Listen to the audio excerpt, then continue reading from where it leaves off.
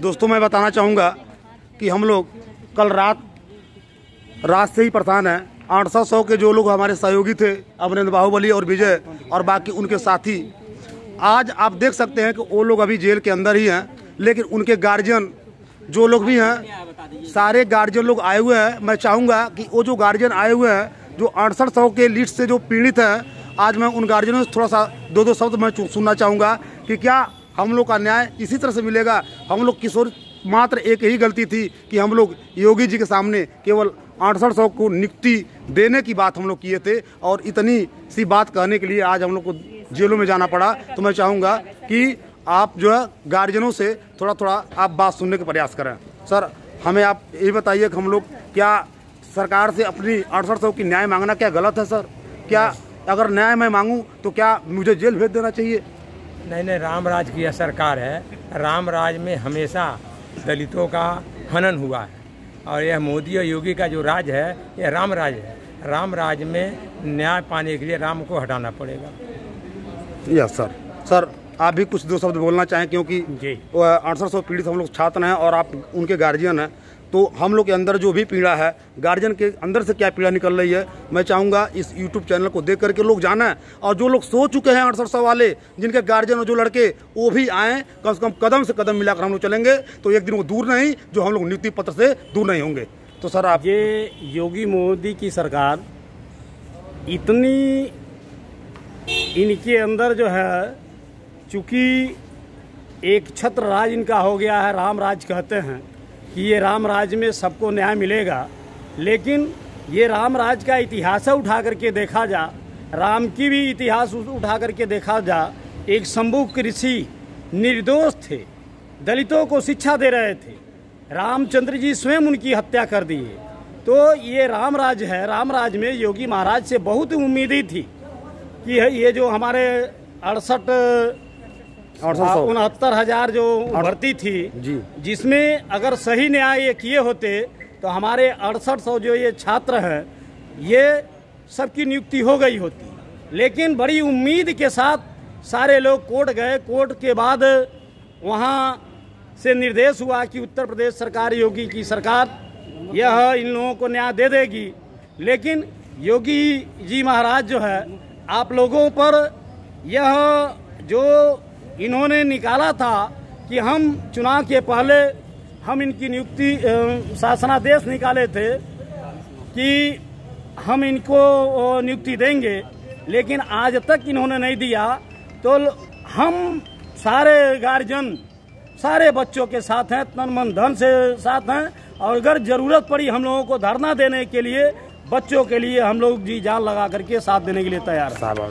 तो मैं चाहूँगा आप मेरे ये चाचा जी भी हैं, सुरेश प्रसाद निषाद एडवोकेट, ये दीवानी न्यायालय में रहते हैं। बड़ा सहयोग रहा है सुबह कल रात 10 बजे से लेकर के और अभी तक ले हम लोग जो है कि रिहा कराने के, हमारे जो 8 छात्र हैं, जो 8 लोग अभी जेल में हैं, उनको जो है कि बालवेंड के लिए, मतलब रिहा करने के लिए अब तक ले हम लोग लगे हुए थे। तो मैं चाहूँगा कि आप भी 2 शब्द बोलें और बताएं कि 800 में जो विसंगतियाँ हुई हैं, क्या सरकार से हम लोग का न्याय मांगना क्या गलत है?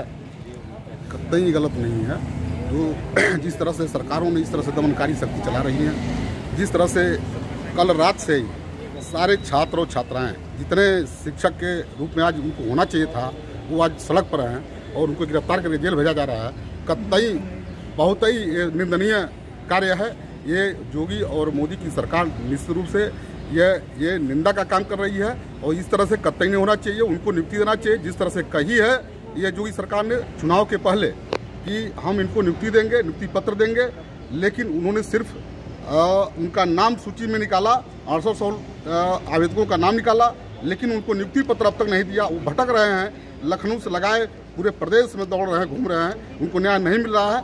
अगर हम अभिभावकों की जरूरत पड़ी तो हम लोग सिर्फ लोअर कोर्टों में ही नहीं, उच्च न्यायालयों में और सुप्रीम कोर्ट में भी जाकर अपनी वकालत करेंगे, और वहाँ पर भी हम मांग करेंगे, न्याय व्यवस्था से मांग करेंगे कि इन आवेदकों को जो शिक्षक भर्ती में इस तरह से जो है जूझ रहे हैं, मेहनत कर रहे हैं, संघर्ष कर रहे हैं, उनके हर संघर्ष और मेहनत के साथ हैं। और ख़ास तौर से मैं इन 8 जो अभी जेल में निरुद्ध हैं, जिला कारागार में निरुद्ध हैं। हम लोग उनको बेल कराने का प्रयास कर रहे हैं। उनका जमानत मुचलका तैयार होकर के चला गया है कोर्ट में, और उनके लिए वो बन गया है, रिहाई लेटर वगैरह सारी चीज़ बन चुका है। रिहाई परवाना अभी कुछ ही क्षण में जाने वाला है।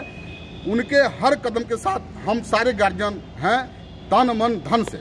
जहाँ पर भी जरूरत पड़ेगा हम लोग पैसे से तैयार हैं, हम लोग अपने पूरे वकालत पेशा से तैयार हैं। और जहाँ भी इनके खिलाफ अगर लड़ाई लड़ने की जरूरत होगी, संघर्ष करने की जरूरत होगी, चक्का जाम और रोड जाम करने की जरूरत होगी, वो भी करने के लिए हम तैयार हैं। चाहे सरकार जो भी हमको थैंक यू सर, थैंक हम यू। लोग को अन्याय करेगी, जो भी हम हर जुर्म बर्दाश्त करने की तैयार। मैं चाहूँगा कि आप शिक्षा मित्रों की तरफ से, और आपने बहुत बड़ी लड़ाइयाँ लड़ी, और अच्छा बीटीसी की तरफ से, सॉरी मुझसे गलती हो गई।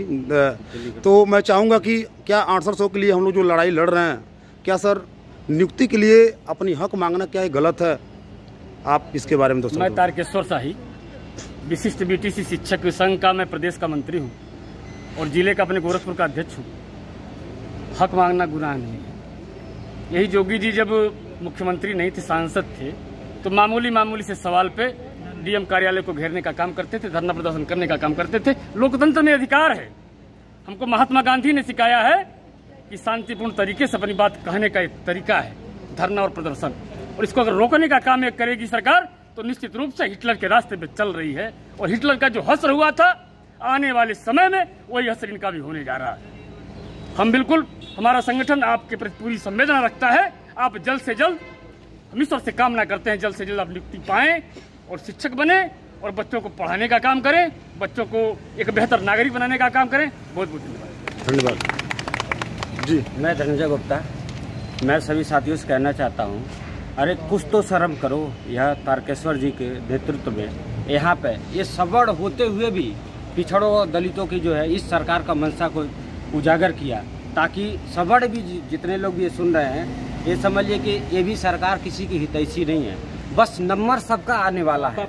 यहाँ पिछड़े आरक्षण के रूप में आ रहा है। आने वाला समय में जो है नौकरियां खत्म होते जा रही है। मैं आपको बता दूं, आज भी चाहे जितना भी नियमावली दी गई है आरक्षण के प्रति, तब भी सबड़ सबसे ज़्यादा नौकरी में है। आने वाले दिनों में जब भी प्राइवेटाइजेशन हो रहा है, जिस प्रोसेस चल रहा है, मुझे नहीं लगता कि इधर आने वाले 3-4 सालों में एक भी जॉब जो है रह जाएगी। तो सबसे ज़्यादा नुकसान जो है सबड़ को होने वाला है।